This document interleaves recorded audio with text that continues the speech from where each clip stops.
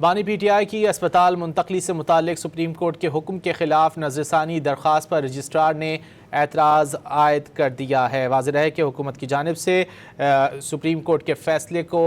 Challenge کیا گیا تھا، اس پر نظر ثانی کی درخواست دائر کی گئی تھی حکومت کی جانب سے، اور اب بانی پی ٹی آئی کی اسپتال منتقلی سے متعلق سپریم کورٹ کے حکم کے خلاف نظر ثانی درخواست پر رجسٹرار نے اعتراض عائد کر دیا ہے۔ بانی پی ٹی آئی کی جیل سے شفا انٹرنیشنل اسپتال منتقلی کا معاملہ ہے۔ چیف کمشنر اسلام آباد کی نظر ثانی درخواست سپریم کورٹ نے اعتراض لگا کر واپس کر دی ہے۔ رجسٹرار آفس کی جانب سے نظر ثانی درخواست پر کل اعتراض عائد کیے گئے تھے، ذرائع کا یہ بتانا ہے۔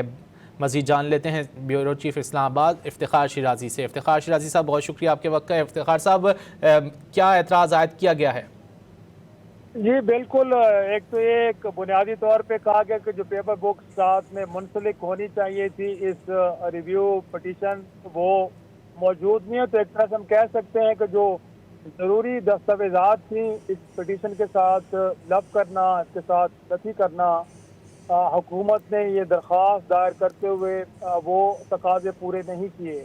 تو ظاہر سی بات ہے جب تک کہ ایک سپورٹو ڈاکومنٹس موجود نہیں ہوں گے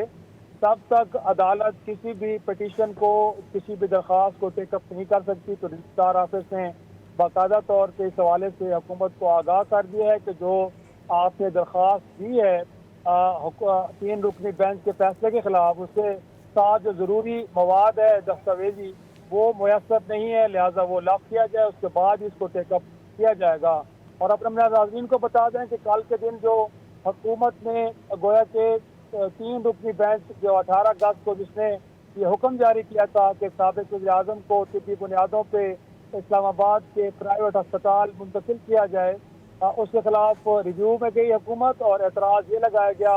کہ جو سپریم کورٹ کے 3 رکنی بینچ نے حکم نامہ جاری کیا ہے یہ بیونڈ دا رولز ہے۔ جیل مینول اور قیدیوں کو جو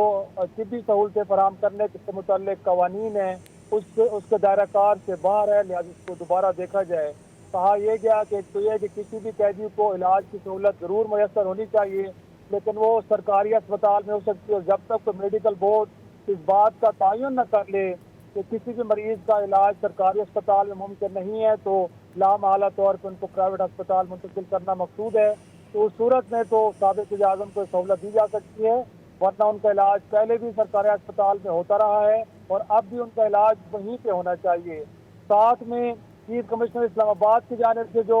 گویا کے جواب یا اعتراض لگایا گیا وہ یہ تھا کہ جو جیل مینول ہے اور پھر جو انتظامی قوانین ہیں وہ اس بات کی اجازت نہیں دیتے کہ کسی بھی کنوکٹڈ پرسن کو کسی پرائیویٹ اسپتال میں علاج کی سہولت میسر کی جائے۔ اگر سابق وزیر اعظم کو یہ سہولت دی جاتی ہے تو پھر کل کو پاکستان کے اندر کوئی بھی قیدی یہ سہولت اس کا تقاضا کر سکتا ہے، تو لہٰذا ایک نیا گیٹ اوپن ہو جائے گا اور لوگ تقاضا کریں گے، لہٰذا یہ گویا کہ سہولت ان کو فراہم نہیں کی جانی چاہیے۔ اب جو عدالت کی جانب سے 18 اگست کو حکم نامہ آیا تھا اس کی نوعیت تو عبوری ہے، لیکن حکومت کا خیال ہے کہ یہ ان کو حتمی ریلیف دے دیا گیا ہے، اور پہلے مرحلے پہ جب درخواست سنی گئی ہے درخواست گزار کی تو پہلے مرحلے پہ عبوری ریلیف دیا جاتا ہے، حتمی ریلیف نہیں دیا جاتا۔ اب اس کا بھی تعین ہونا ہے اور عدالت کرے گی، اس کا بھی تعین کیا جائے گا۔ افتخار شیرازی صاحب، بہت شکریہ۔